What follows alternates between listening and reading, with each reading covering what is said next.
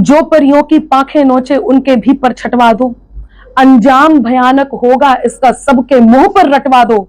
जो मासूमों की असमत से खेले उन हैवानों की आंखें नोच के फिकवा दो और बोटी बोटी कटवा दो।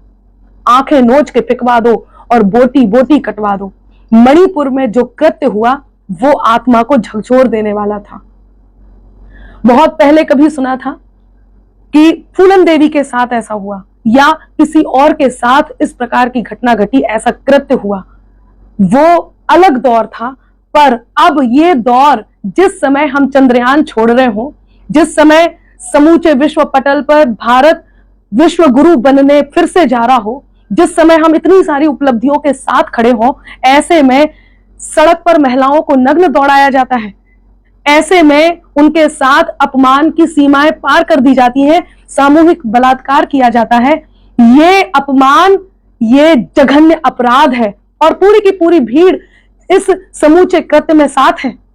इससे बड़ा पाप हो नहीं सकता, इससे बड़ा जघन्य अपराध हो नहीं सकता। कहां है वक्त जिसने शौर्य साहस की कला दी थी, शिला लंकेश के मद की निमिष भर में गला दी थी। जहर कैसे घुला उस देश के संस्कार में जिसने कभी नारी के स्वाभिमान पर लंका जला दी थी।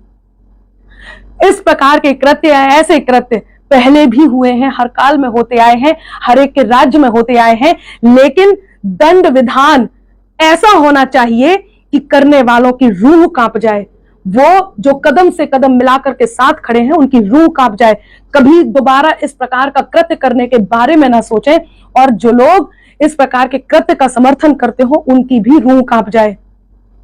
एक बात कहती हूं, जब दुशासन द्रौपदी के केश पकड़ करके राजमहल से दरबार में लेकर के आ रहा था, उस समय उसके रक्षक मौन शीश झुकाकर बैठे थे। उसके पांचों शूरवीर रक्षक और साथ में पूरी सभा शीश झुकाकर बैठी थी।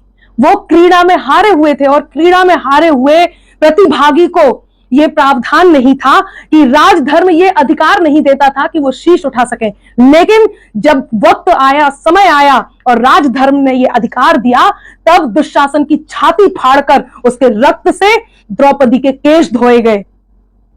ऐसे ही दंड प्रावधान की मैं कामना करती हूं। यदि कृत्य तालिबानी है तो दंड भी तालिबानी होना चाहिए। मैं माननीय प्रधानमंत्री जी से अनुरोध करती हूं कि उन्होंने संसद की प्राचीर से जिस क्रोध को आमंत्रण दिया था, वो क्रोध, उस क्रोध की अग्नि शांत ना हो तब तक, जब तक कि अपराधियों को, उन दुष्टों को दंड ना दिया जाए।